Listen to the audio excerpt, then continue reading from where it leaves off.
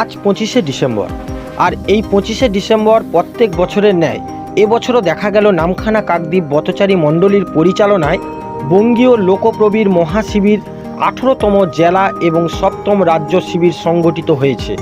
উদ্বোধন করলেন দক্ষিণ 24 পরগনা জেলা পরিষদের সহসভাধিপতি ও সাগর বকখালি ডেভেলপমেন্ট অথরিটির চেয়ারম্যান মাননীয় সীমন্ত কুমার মালী মহাশয়, এবং উপস্থিত ছিলেন আরও অন্যান্য বিশিষ্ট ব্যক্তিবর্গ। প্রায় 500-র অধিক ছেলেমেয়েদের নিয়ে এই শিবির অনুষ্ঠিত হয়। মূলত ভারতবর্ষ শুধু তাই নয়, বিভিন্ন দেশের লোকনৃত্যকে তুলে ধরার জন্য এই শিবির, এবং তার সঙ্গে থাকছে বতচারী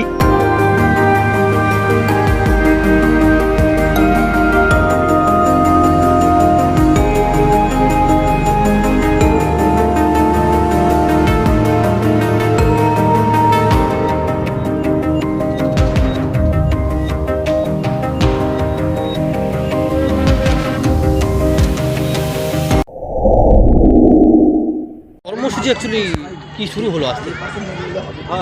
নামখানা কাকদ্বীপ ব্রতচারী মণ্ডলীর পরিচালনায় বঙ্গীয় লোকপ্রবীণ মহাশিবির 18তম জেলা এবং 7ম রাজ্য শিবির সংগঠিত হয়েছে। উদ্বোধন করলেন দক্ষিণ 24 পরগনা জেলার পরিষদের সহসভাধিপতি ও সাগর বকখালি গ্রাম উন্নয়ন অথরিটির চেয়ারম্যান মাননীয় শ্রীমন্ত কুমার মালী মহাশয়, এবং উপস্থিত ছিলেন আরও অন্যান্য অনেক অতিথিবৃন্দ। তো তারা আজকের উদ্বোধন শুরুটা করে গেছেন, কিন্তু আজকের শিক্ষার্থীর সংখ্যা একটু কম বলে মনে হয়েছে। তার কারণটাই হচ্ছে যে টেট পরীক্ষা আছে। টেট পরীক্ষায় প্রায় 200-র মতো পরীক্ষার্থী যারা আজকের উপস্থিত হয়নি। আগামীকাল সকালবেলায় তারা আসবে, এবং এই অনুষ্ঠানে আগামীকাল থেকে আমরা দেখতে পাবো প্রায় 5 শতাধিক ভাই বোন এইখানে অনুষ্ঠানে অনুশীলন করছে। বাংলার লোকনৃত্য, বিশেষ করে ভারতবর্ষের এবং বিভিন্ন প্রদেশের লোকনৃত্যগুলোই আমরা তুলে ধরব। আমরা ব্রতচারী এবং লোকনৃত্যের মধ্য দিয়ে আমাদের এই শিবিরটা শেষ করব আগামী 29 তারিখ শুক্রবার 3টের সময় প্রান্তিক অনুষ্ঠানের মতো। এই অনুষ্ঠানে উপস্থিত মাননীয় সীমন্ত কুমার মালী বলেন, আগামী বছরগুলোর পরে ভারতবর্ষের যারা নাগরিক তাদের সুশিক্ষিত করতে গেলে বতচারীর মধ্য দিয়ে তাদেরকে সুশিক্ষিত করতে হবে। এর জন্য দেশাত্মবোধ, জাতীয়তাবোধ এই পথচারীর মাধ্যম করে দিয়েছিলেন গুরু সদয় দত্ত। এই পথচারী সৃষ্টি করেছিলেন, আর আজকের এই পথচারী স্বস্তিক ধরে রেখেছেন নামখানার বতচারী মণ্ডলী।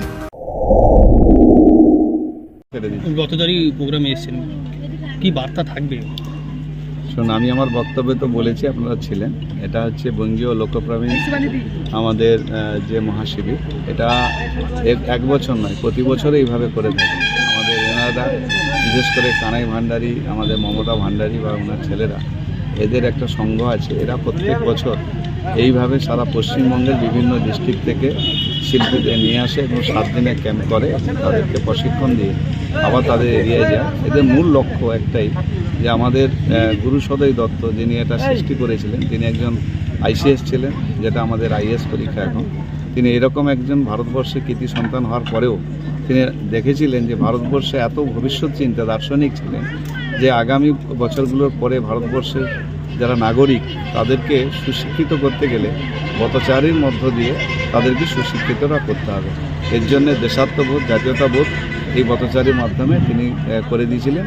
আজকের তার সুযোগ্য সন্তান তারা ধরে রেখেছে, যেমন কানাইদা, আমাদের মমতাদি ভান্ডারীরা, ওরা ওদের এই শিল্পী জগৎটাকে তারা বাঁচিয়ে রেখেছে। আমার বিশ্বাস আগামী দিনেও এই আমাদের বতচারী প্রশিক্ষণ শিবির তারা করবে, এবং আগামী দিনেও পশ্চিমবঙ্গের বিভিন্ন জায়গায় এই সব শিল্পীরা তারা যাবে, এবং তারাও যাতে তাদের গ্রাম বাংলায় এই জায়গাটাকে, এদের এই চিন্তাভাবনাটাকে ছড়িয়ে দিতে পারে, তারা আগামী দিনেও চেষ্টা করবে।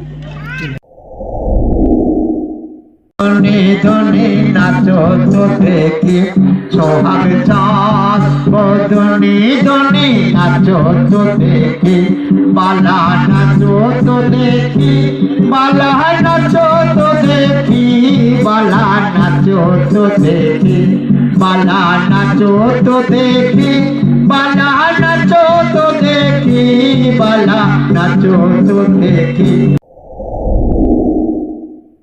নামখানা থেকে নিউ আর বাংলার রিপোর্ট।